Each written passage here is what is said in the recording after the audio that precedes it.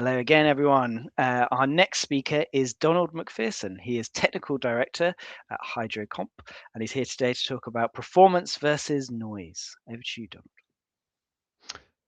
Thanks much. I'm Don MacPherson, Technical Director here at HydroComp, and we're hoping to answer the question today whether ships can indeed perform better and be quieter.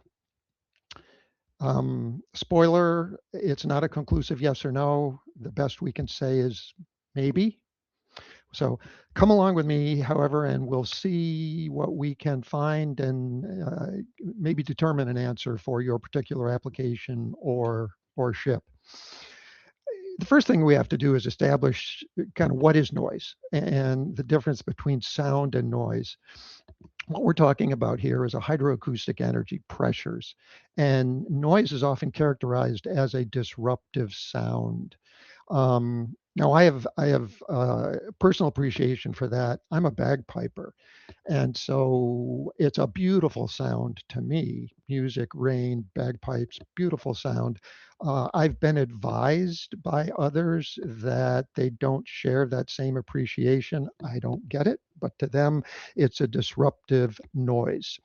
Um, when we're talking about uh, important sound sources for ships, what we're looking for are noises that are often intense and cyclical. I mentioned rain. Rain is sound. Pile driving, bang, bang, bang, is noise, and we characterize those things with amplitude and frequency, and we'll see how that comes into play here in a little bit. Now, in a short presentation like this, we have to focus on important things. So we're going to focus on propeller-driven noise and not all kinds of propeller-driven noise. There's lots of different noise sources on a ship, mechanical flow, but we're going to focus on propeller-driven noise. And we also have to think about the difference between internal noise and radiated noise. There's a lot of movement today with underwater radiated noise, and we deal with those differently with internal noise by different kind of responses, whether they're biological responses or structural responses. And so in the context of the presentation and answering that question, we're going to be looking at noise mitigation versus efficiency. And in order to do that, we really have to establish a baseline first in order to see what ideal performance is and those things that deviate from ideal performance. So blades fly along a helical path. If we look at the illustration here, you see the little yellow section. A helix path for a propeller blade is defined by its rotation and advance, just like a screw thread. But the advance actually is quantified, and we use the velocity that's coming into the propeller, the inflow velocity. It's just a change of reference. It means exactly the same thing. So we're going to treat this like a short stubby wing. And wing-like dynamics, aerodynamics, hydrodynamics, they generate lift and drag. You integrate that lift and drag of those little yellow sections cumulatively, and you get thrust and torque of the propeller. So that's sort of the ideal motion of a propeller blade through flow. And when it is operating in what we would term a uniform wake field, we have steady performance. Now, first, a nomenclature sidebar. Wake field is the term that we use for the distribution of velocities around a propeller disc. And when we're in a uniform wake field, like we might have with a laboratory test of a propeller for open water KTKQ calculations, for example, it's a true helix. It's rotationally uniform. There's no deviation or disruption in that. Now, what happens is the section, our little wing section, again with the yellow piece we're looking at here, flies at a consistent angle of attack against the helix. And most propellers, in its principal design point performance, really only fly at a couple degrees, 2, 3, 4 degrees angle of attack. But there's no variation in lift and drag throughout the blade rotation, and subsequently there's no variation in thrust and torque. It's all very well behaved and uniform. Now, here's where we get to some of the things that are going to cause noise and vibration um, to generate. It's the fact that ships don't operate, the propellers don't see a uniform wake field. So a propeller has a real operating environment. The upstream hull form and structure creates local velocity zones, and the propeller blades pass through these zones. Now, in this illustration to the right here, what we see is sort of the ship here and a boundary layer. So velocities are increasing from virtually zero right at the ship itself to what we call the free stream or the open velocity.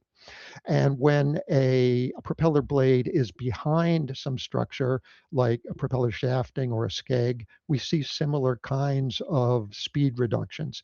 And then at the hub, we have a similar kind of a boundary layer effect as well. Now, this is just a different way to illustrate a real wake field. This is axial velocity distributions. And I put this a dotted circle in here to kind of describe a particular section. Remember our yellow cut. That is going to fly on this particular path. So what will happen is through most of it, through the bottom half, it's pretty uniform flow, very consistent, almost like steady condition. And then the flow will gradually slow and then rapidly slow and then gradually increase back into the open free stream again. So it's the blades passing in and out of this zone that really is the flow driver for what we're going to see as the triggers for damaging noise and vibration. So in this disturbed wake field, this is what we would term unsteady performance. And what that means is that the helix, because it's varying by its rotational position, it, the helix is disturbed. It's compressed or extended, so it varies locally, both by radial position, whether we're at the hub or closer to the tip, and by circumferential or rotational position. And so what we see is instead of uniform and consistent angle of attack, we see an angle of attack that varies with low velocity into the propeller. It gives a high angle of attack. High velocity gives a low angle of attack. And this variation causes differences in the way the blade generates thrust through the generation of pressure. So the sections lift and drag, and thus thrust and torque will change throughout blade rotation. So the hydroacoustic um, impact of this is that noise is generated in the disturbed wake field in a couple different ways. We have cyclical impulses. Remember, noise was intense and cyclical, and we have impulses of just flow pressure, just the development of low pressure lift and high pressure on the blade itself from the flow. But we also have something with cavitation. We've got different kinds of cavitation that is generated on a propeller. Some of it is just broadband noise, the bubbles when they're collapsing. It's not quite background noise, and it's important for interior flow or interior noise considerations, but it's really a broadband noise. What we're looking for is cavitation that rapidly expands and collapses along the principal blade. It's a large volume and it's intense. So this rapid cavitation collapse gives us low frequency, high energy impulses, and those are pressure waves that travel easily through the water. They propagate long distances, and so what we're going to try to do is change both of those things. We're going to try to change the amplitude to reduce the energy of the impulses, and we're going to try to change the frequency so they propagate to a lesser extent. Now, here's some of the propeller characteristics that are used in dealing with situations where noise is likely to occur because of this disturbed wake field that we have in front of our propeller here. The first is skew. Skew is really a term for leading edge sweep. What this is trying to do is not hit the shadowed or slow velocity area all at once on a blade. It's going to slice through it from root to tip as it rotates. So what we're doing is we're extending the time domain of that pressure pulse, reducing the amplitude and softening the excitation and the collapse of that. As far as efficiency is concerned, skew is pretty much neutral. That doesn't cost much at all. Another thing we can do is radial loading. This is particularly useful for interior flow. If we have a propeller tip that's right near the hull, what we want to do is get our energies on the propeller blade away from the tip and shift them down onto the blade. You may have heard of pitch unloading or tip unloading. So that's one of the things we can do to shift the um, uh, shift the pressure distribution on the blade away from the hull.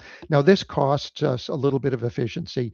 There's an optimum distribution for peak efficiency, and anything we do that requires us to deviate from that is going to cost a little bit in efficiency.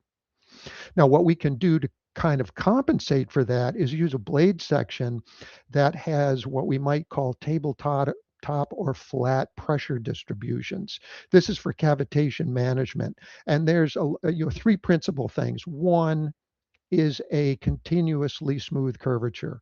We don't want a lot of curvature on the nose, for example, and then a flat section. Um, uh, Everything's about the curves when we're talking about propeller blades. Velocities and pressures are all driven by the characteristics of the curve shape. We have a similar kind of requirement on the pressure face because what we want there is not to generate pressure side cavitation because that collapse can be particularly powerful, noisy, and damaging. We want to have a nose that's full and rounded because that variation of the angle of attack, if we have a very sharp nose, we get quick separation, we get peak suctions, and that's going to be a cavitation trigger. So we want to use blade section shapes that are cavitation friendly. That increases our efficiency from more traditional blade section shapes like a B series or old style NACA or aircraft style NACA sections, for example. Now, here's an example of three different things we do to help mitigate noise on one particular illustration, blade count. This is a 7-blade propeller. So what we're doing is we're reducing the impact per blade pass. If a 3 or 4 bladed propeller, let's say a 4-bladed propeller, each blade has 25% responsibility. Um, a 7-bladed propeller has 1/7 of the total responsibility. So the amplitude and the impact per blade pass is reduced, and we're increasing frequency. Both things that are good for noise propagation, but we do take a little bit of a hit on efficiency. Blade area, that just reduces the mean pressure. We're going to increase that with high blade area ratio. That gives us a little bit of a hit on efficiency. And blade outlines, kind of like the blade unloading, wider tips lowers the tip pressure, but that deviates away from that optimum pressure distribution. Blade loading, all of these are, this is good for interior noise, but this particular illustration here is a good example of all of these things and some of the other ones in one particular propeller model. Now there's good news and bad news, which are both the same thing, is that most internationally recognized credible designers, builders are already using these practices. These are already a part of your fundamental propeller designs that are on these ships. That makes it difficult to cure noise with modifications to existing propellers. Um, but what we can do, and the best outcome, is to fix the inflow. The inflow and the variation of the propellers, the disturbed wake field, is what causes the cavitation peaks to begin with. So we want to do whatever we can, uh, um, ideally in early stage design, to minimize the wake peaks. That's going to be the best return on efficiency. And here's just a couple design parameters that we use to help us identify or to help us minimize this. One is a distance. Where did my mouse go? One is a distance between a key point on the propeller blade, something like the 70 or 80% radius, and the hull in front of it, and the other is the angle of run. We want this narrow. We don't want this blunt. We don't want separation. We don't want turbulence. We want to have a fine, smooth flow. If you can get those two things to the greatest extent possible, they're going to help minimize the wake peaks. Now, for retrofit options, we do have some things. This illustration in the upper right here is what we call a pre-swirl stator. What it does is it imparts rotation into the flow to make the helix more uniform. It doesn't really affect the axial flow very much, but it's the rotational flow that makes the helix more uniform. So the propeller is seeing its path closer to a steady a condition than an unsteady condition. Now, a wake equalizing duct, like we see here, does a similar thing with axial flow. It uses that to modify the axial velocities, very little on the rotational velocities, in order to make the helix more uniform. There's a variation of the pre-swirl stators that are stern wake modification fins. They're just little fins upstream that help to try and impart a little bit of corrective flow to it. If we can do some things in new design, one thing we can do is an asymmetric stern. We'll impart rotational flow simply by having the stern shape dissimilar from port to starboard, so it's going to naturally move the flow.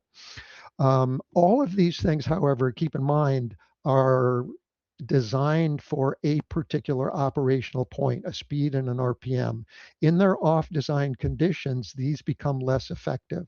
So we want to be careful about um, uh, finding and designing and utilizing these kinds of devices for its most critical speeds that you're trying to achieve. The last one here is something called a gondola stern. It's similar to what we see here in this stern. If you can imagine a submarine stern attached to a ship, that's what a gondola stern looks like. And that's a good segue for a disruptive option, and that is contra-rotating propellers. We don't see them in service because they're quite complicated mechanically. But if you're looking for real noise mitigation, which is why submarines use them, and they check all the boxes. The first thing they do that conventional propellers don't is they have the two blade sets, and those two blade sets share the load. So each propeller is only dealing with, say, 50% of the total thrust requirement. That alone is huge, and that's the biggest contributor to efficiency improvement. High blade count, we can see blade area, skewed propellers. The regardless of what the forward propeller sees, the aft propeller, because of the induced velocities of the forward propeller into the aft blade set, the aft blade set is going to see velocities that are more uniform. So it's going to have an opportunity to increase efficiency as well.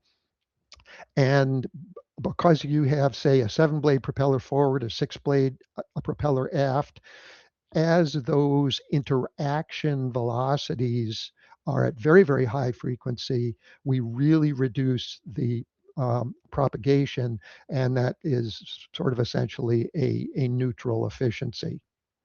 So let's just kind of establish here some final check boxes for you. The best effort for noise and efficiency is to fix the flow. It's likely that the propellers that are already being used for you are of a contemporary design following, I mean, good contemporary propeller design practices. If you're using a traditional design, from 50, 60 years ago, those are absolutely fine. But if you're really looking for noise mitigation, you have to deviate from a traditional design to a more contemporary, purposeful design practice. Best outcomes are handled if they are part of the design. You have retrofit options, but they will never be as good as if noise was part of your original design objective of the vessel propulsor drive system and the interaction between the hull and the propeller. So, with that, I hope we had an opportunity to answer some of those questions for you, whether you can have improve, maintain performance and a reduction in noise. Great. Thank you for a great presentation. I must admit my bias. So, I'm in a research role at the moment, but when I was formerly a naval architect, my specialism was underwater radiated noise and Outstanding. wider ship signatures. So, loved this presentation especially. So I've got a few questions to start us off, but people please do add in the chat. So. I always thought that the kind of propeller design element was still a bit of a black art around in many cases, but you've helped dispel that myth maybe through today. I wondered if you could discuss the state of computational analysis for prediction of noise with propellers. Great question. That really depends on the noise requirement. The noise requirement of merchant ships are very different than the Navy's noise requirement, for example. Um, when I started, we were dealing with charts and handheld calculators, and so we used traditional design practices, high Mm, blade area, blade count, and so it was easy, but it wasn't great. mm, Um, and we've got different levels of computational capabilities.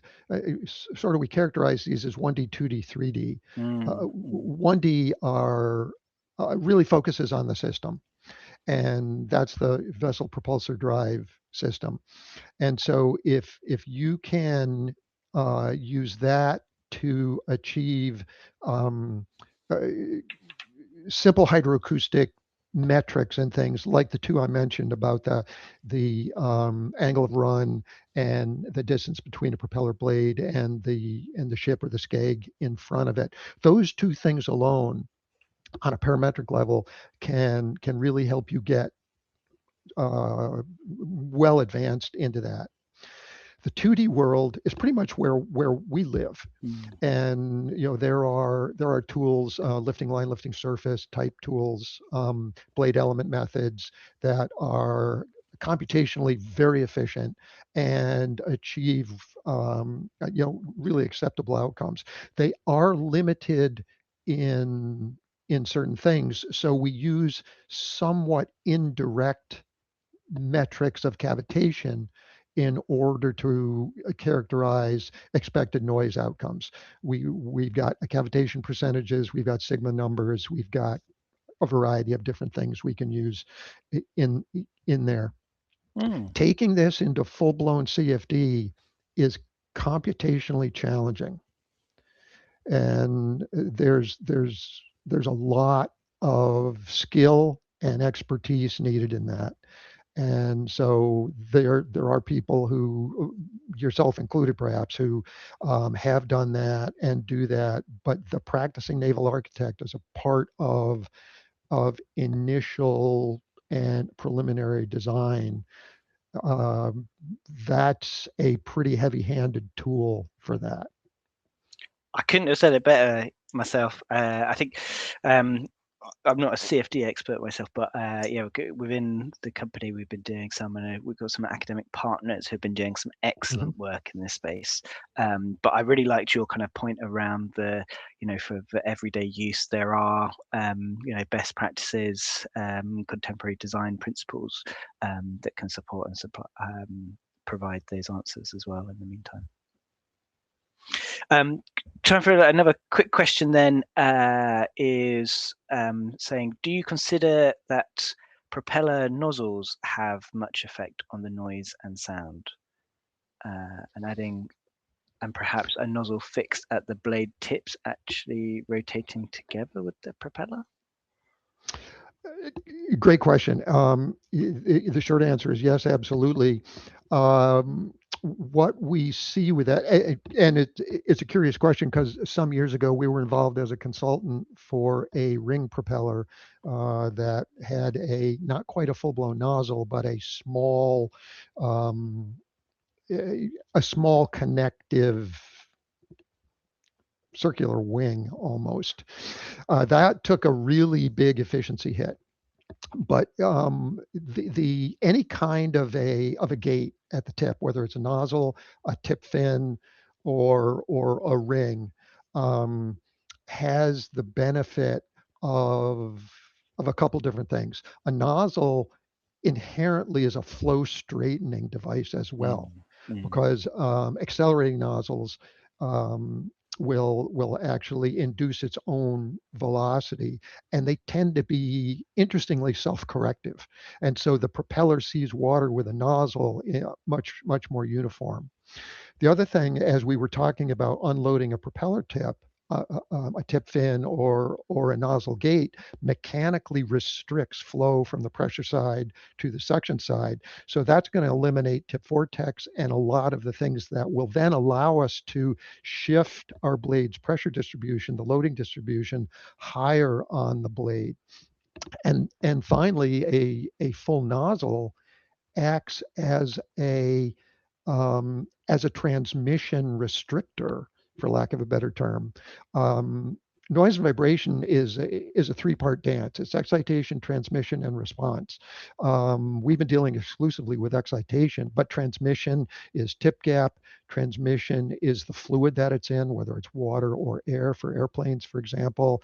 And response is whether it's a biological response. You've got a cetacean, out in Vancouver area, True, yeah. Or whether it's a structural hydraulic transmission or a structural mass transmission. All of these things are, and a nozzle will indeed provide particularly radiated noise benefits. Well, thank you very much. I think this is a great, important issue. Obviously, I would, but with potential IMO regulation coming in as well, could be even more important going forwards. I'm afraid that's all we've got time for in terms of question. There are some questions we didn't manage to cover, but we'll make sure they're sent to you afterwards. But for a quicker response, maybe if your question wasn't answered, if you could reach out to Donald directly, then that would be great. Happy to. Brilliant. Thank you very much again. And you're quite welcome. Cheers.